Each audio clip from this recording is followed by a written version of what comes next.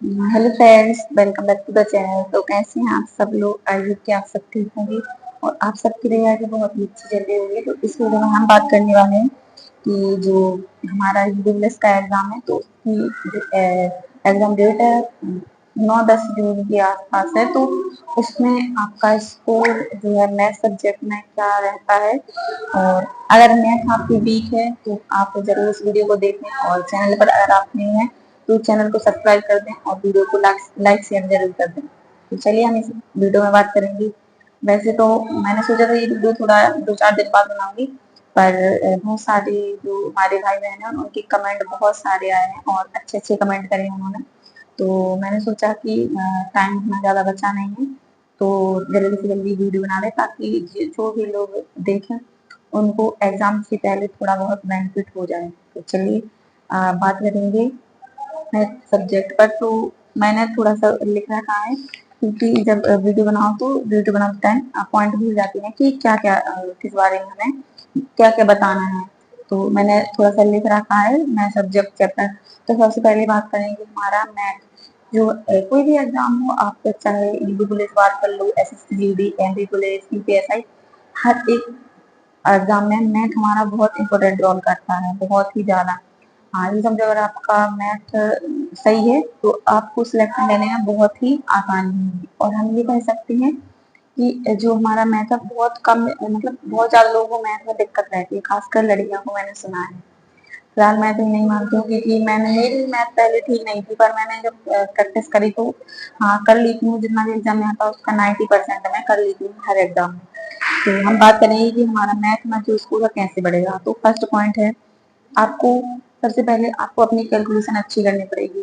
तो कैलकुलेशन के लिए आपको वर्ग वर्ग समथिंग आपको एक से मतलब नॉर्मली 10, 12, 15 सबको रहती है। तो आपको कितना याद करना है?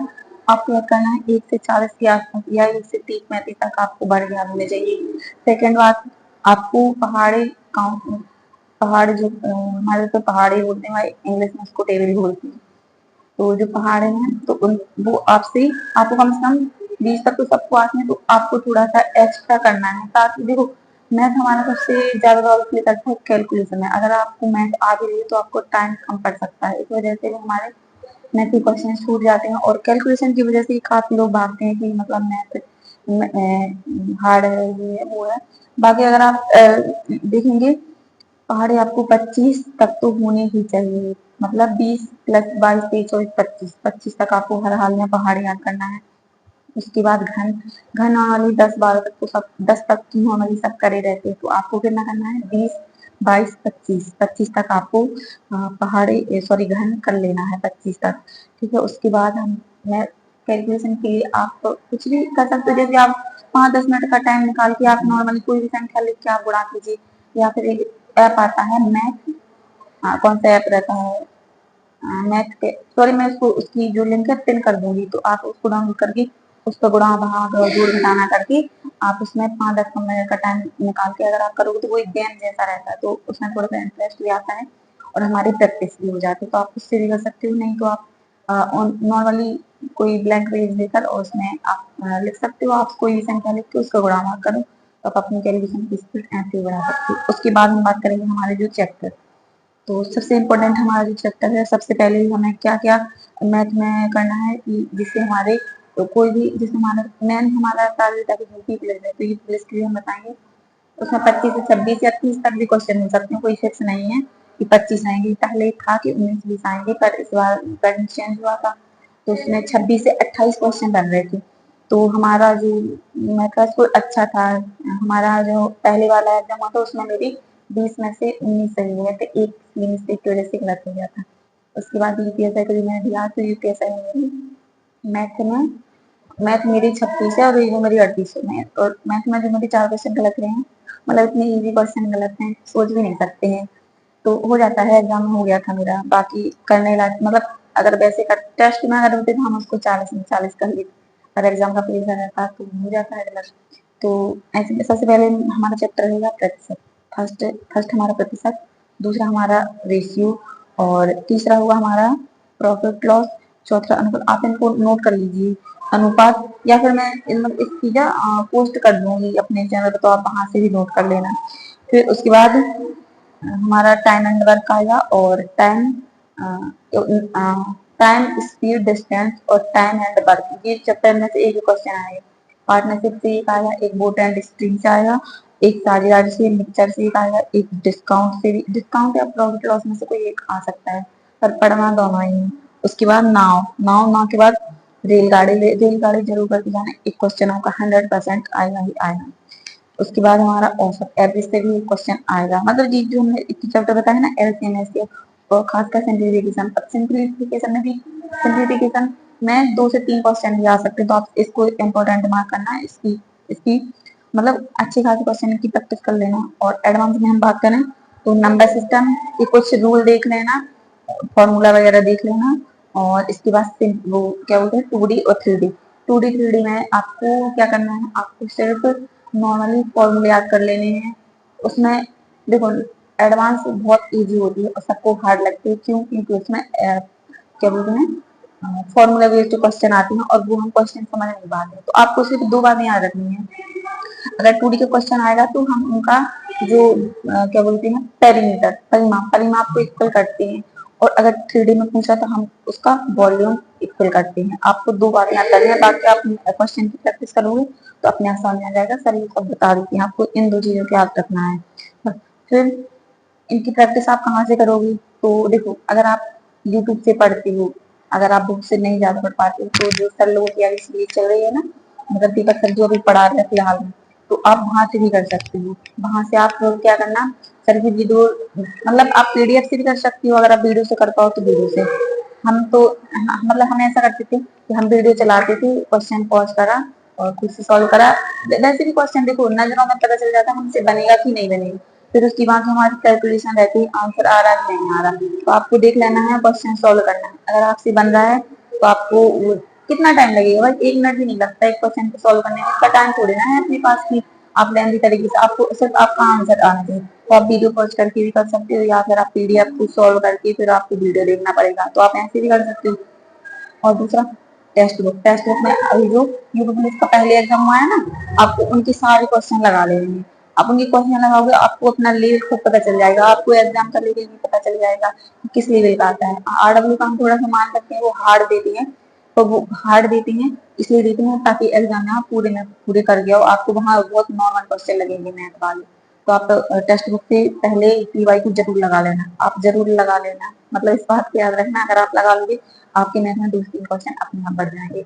फिर उसके बाद एक मैथ है, एक चैनल है, अगर आप मैथ पढ़ना चाहो, रिजवान सर पढ़ाते हैं, यू पुलिस का आरडब्ल्यू का मॉड्यूल वो सॉल्व करवाते हैं, तो आप वहां से भी कर सकते हो। वो मतलब वो नॉर्मली एज जो स्टूडेंट, एज ए स्टूडेंट जो आप सॉल्व करते हो ना, आप वही वही तरीका बताती है सर, तो आप वहां से भी कर सकते हो। दूसरा आप बुक, तो बुक के लिए आप क्या कर सकते हो कि बुक के लिए सर की जो पीडीएफ है आप पीडीएफ से कर लीजिए। बाकी आपके पास कोई भी बोल सकते हैं पीवाई की बुक आपने मंगा रखी होगी, सर की आरडब्ल्यू की कोई भी बुक होगी आप वहां से, या फिर एसएसजीडी वगैरह की कोई भी बुक होगी आप वहां से बुक से सॉल्व कर सकते हो। और आरडब्ल्यू के जो टेस्ट आएंगे मिनिमम टेस्ट, उनको सॉल्व कर लेना, और जो अभी तक आपने टेस्ट लगाए हैं जो क्वेश्चन आपके गलत हैं उनको नोट जरूर कर लेना। तो आप वहां पे भी ऐसे कर सकते हो, आप आपका स्कोर 100% बढ़ जाएगा। आपको 3 चीजें याद रखनी है, आपकी फर्स्ट कैलकुलेशन, दूसरा जो आपका क्वेश्चन गलत हो रहा है मॉक टेस्ट में उसका आपको नोट्स बनाना है, ताकि आप एग्जाम टाइम जाओ ना तो आपकी जो क्या बोलते हैं आपको जो डाउट पॉइंट है वो आपको नोट रहेगा, आप एक नजर में देखते जाओगे, वहां पे आप तुरंत सॉल्व कर लोगे क्वेश्चन को। 2 चीजें हमारे जीवन। तीसरा है कि तीसरी चीज आपकी है कि आपको कैलकुलेशन आपकी बहुत कम होनी चाहिए। ये नहीं है कि आपको अगर अब स्क्वायर आया है 35 का स्क्वायर आया है 36 का, तो आप वहां करने बैठ गए, तो ये चीज आपकी नहीं होनी चाहिए भाई। अगर आप ऐसे कैलकुलेशन करोगे तो फिर आपको टाइम कम पड़ेगा, और सीधे सीधा अगर आपका टाइम कम पड़ेगा तो आप समझ लो आपका पेपर बिगड़ना है 100% बिगड़ेगा। तो आपको अपनी कैलकुलेशन की स्पीड बहुत अच्छी बनानी है, तो ऐसे कर सकते हो। मैंने तो ऐसे करा था, सर की वीडियो जो आती थी जो सीरीज चली थी उनको करा था, और मॉक टेस्ट में जो क्वेश्चन गलत थे उसका एक टॉपिक पढ़ने में कितना टाइम लगेगा, इसमें नॉर्मल जीडी वाला, GD UP police MP police, और फिलहाल तो आप यूपीएसआई का भी मैथ लगा सकते हो। यूपीएसआई का मैथ लगाओगे तो यूपी पुलिस का जो 2024 वाला एग्जाम हुआ था ना, तो उससे भी लो लेवल है, तो आप यूपीएसआई की एक बार जरूर लगा के जाना, क्योंकि हो सकता है अभी ESI का जो एग्जाम हुआ है, UPSI का जो एग्जाम हुआ है, उसमें जो लेवल आया है ना, अगर उसी लेवल पे आया तो आप 100 में 100% स्कोर करके आओगे, क्योंकि वो इतना इजी लेवल दे ही रहे हैं। और दूसरा, मैं आप लोगों की थोड़ा सा कमेंट एक बार पढ़ के देखती हूँ, उसमें मुझे जो लगेगा कि हाँ आपके डाउट है, तो मैं जरूर आप उसका आंसर दूंगी। सबसे पहले तो आप लोगों ने मतलब थैंक यू, आप लोगों को बहुत अच्छे कमेंट करे हैं, इसकी वजह से मैंने वीडियो बनाए। बाकी नेगेटिव कमेंट नहीं आया है एक भी, तो मुझे बहुत अच्छा लगा। जिन लोगों को जरूरत है प्लीज वही चैनल को फॉलो करें, क्योंकि मैं फालतू का ज्ञान नहीं दे रही हूँ, मैंने जो अपना एक्सपीरियंस है वही शेयर कर रही हूँ। और अगर आप लोग फॉलो करोगे तो आपको 100% इसका रिजल्ट मिलेगा देखने के लिए। आप अगर आप लोग कमेंट करना मैथ के लिए, ओनली मैथ के लिए मैं कुछ टारगेट सीरीज चला दूंगी, मतलब पोस्ट कर दिया करूंगी कि आज दिन में आपको इतना इतना कंप्लीट करना है, इतने मतलब घंटे आप अपने हिसाब से देख लेना। मैं सिलेबस बता दूंगी आपको, इतना इतना करना है, इतने क्वेश्चन लगाने हैं। तो अगर आप लोग कहोगे तो मैं कमेंट करके बता दूंगी। बाकी आप लोगों के कमेंट पढ़ती हूँ। जीएस, देखो जीएस का फिर मैं बता रही हूँ। जीएस मैं मेरी खुद दी थी, फिर भी मैं 21 करके आई थी। तो उसके लिए आपको जीएसटी, मानवाधिकार, बुक्स, ऑथर ऑथर का, और खोजकर्ता, खोज, और पड़ोसी देश, 6 हो गए टॉपिक हमारे। और नोटबंदी क्या बोलते हैं इंग्लिश में उसको, ठीक है ना, 6 टॉपिक ये हो गए। और कौन सा टॉपिक रह गया, और भी मतलब एक राजधानी होती है, 6-7 हो गए। फिर पॉलिटी पॉलिटी में आपको क्या करना है, छोटे छोटे क्या बोलते हैं जो इम्पोर्टेंट आर्टिकल है, आर्टिकल राष्ट्रपति, उपराष्ट्रपति, मुख्यमंत्री, राज्यपाल, इन सब से रिलेटेड पढ़ लेना। और बाकी थोड़े से पीवाईक्यू लगा लेना है कोई भी एग्जाम के, जैसे एसएससी, यूपीएसआई या यूपीएसआई, सॉरी यूपीएसआई नहीं, यूपी पुलिस, इनके आप पीवाईक्यू लगा लीजिएगा। तो पॉलिटी के जैसे 2-3 क्वेश्चन आते हैं, अगर आप नॉर्मली भी पढ़ लोगे ना पॉलिटी 1-2 क्लास, पीपीटी में मैराथन भी देख लेना, तो उसी से क्वेश्चन फंस जाएगा। बाकी जो स्पेशल टॉपिक है, पड़ोसी देश, राजधानी, मुद्रा करके, आप इनको जरूर पढ़ के लाना। मतलब अगर आप इनको पढ़ लोगे ना तो आपके क्वेश्चन बढ़ जाएंगे, मतलब जितनी आपके जीके में हो रहा है ना, तो आपको बहुत ज्यादा बेनिफिट मिलेगा अगर आप ये टॉपिक पढ़ लोगे। बाकी नेक्स्ट डीडी मैथिली, मैथिली मैंने बता दिया है, जीएस तो नहीं। और हिंदी के लिए ये हिंदी के लिए पूछ रहा था कोई मुझसे, तो हिंदी के लिए मैं बताऊंगी। हिंदी के लिए राज्यपाल की बुक अगर आपके पास है तो उसको लगा लीजिए, वरना नवीन सर ने यूपी पुलिस के लिए जो लास्ट ईयर जो क्वेश्चन करवाए हैं ना, आप एक टॉपिक एक दिन में करवाए, आप उनको एक बार जरूर देख लेना, उन्हें एमसीक्यू करवाए हैं, बहुत अच्छे हैं। बाकी यूपीएसआई के जो जितने भी एग्जाम 4 हुए हैं ना, 2 सत्र में हुए थे, तो आप उनके मतलब सब 40-40 क्वेश्चन आप उनको लगा लेना, मतलब बहुत सही क्वेश्चन है, वो आ सकते हैं, वो लेवल आ सकता है, तो उसको भी लगा लेना। बाकी नवीन सर से मैंने पढ़ी थी, बहुत अच्छा पढ़ाते हैं, तो आप लोग भी वहां से पढ़ सकते हो। देन मेरे 85 हो रहे हैं, 85 क्वेश्चन, 85 हो रहे हैं। देखो अभी आपको ये नहीं देखना कि हमारे कितने क्वेश्चन हो रहे हैं, अभी आपको सिर्फ ये देखना है हमारी गलतियां कहाँ हो रही हैं, हमें अपनी गलतियों पर काम करना है, ना कि नंबर देखने हैं। यहाँ मॉक टेस्ट आपका डिपेंड नहीं करता आपका सिलेक्शन होगा कि नहीं होगा। जो हर बार मॉक टेस्ट में आरडब्ल्यू की कट ऑफ क्लियर करता है वो एग्जाम में रह जाता है, कई बार ये आपने देखे होंगे, सबने वीडियो वगैरह में बताया। और जो एक भी बार कट ऑफ क्लियर नहीं करता वो भी फाइनल सिलेक्शन ले जाता है, कैसे, अपनी गलतियों पर काम करके। आपने जो गलती इस टेस्ट में करी है, आपको नेक्स्ट में वो गलती बिल्कुल भी नहीं करनी है, आपको इस बात का विशेष ध्यान रखना है। कट ऑफ भाई, कट ऑफ की तो अभी कुछ नहीं कह सकते हैं, पेपर बताएगा कि कट ऑफ क्या जाएगी। हाँ, आरडब्ल्यू बहुत अच्छा चैनल है, आप आरडब्ल्यू से बिल्कुल पढ़िए। आप जरूर अगर आरडब्ल्यू से जुड़े रहोगे तो आप जरूर गवर्नमेंट जॉब ले लोगे, क्योंकि वहां पर सर ना बहुत अच्छा पढ़ाते हैं कोई भी सब्जेक्ट। तो अगर आपको कोई भी अगर कमेंट है तो आप नेक्स्ट कमेंट, कोई भी आपका डाउट है तो आप कमेंट कर देना, मैं वहां पर रिप्लाई जरूर दूंगी। ठीक है, जेन्युइन जिसका कमेंट रहेगा मैं उसका रिप्लाई जरूर कर दूंगी। फिलहाल मेरी अभी पीओपी की तैयारी चल रही, तो थोड़ा सा ज्यादा बिजी हूँ, तो इसकी वजह से मतलब वीडियो बना रही हूँ, क्लियर नहीं हो रहा होगा, बट आपको वॉइस क्लियर आएगी, तो आप थोड़ा सा एडजस्ट कर लेना। बाकी नेक्स्ट बार मैं ध्यान रखूंगी क्वालिटी अच्छी रहने की वीडियो की।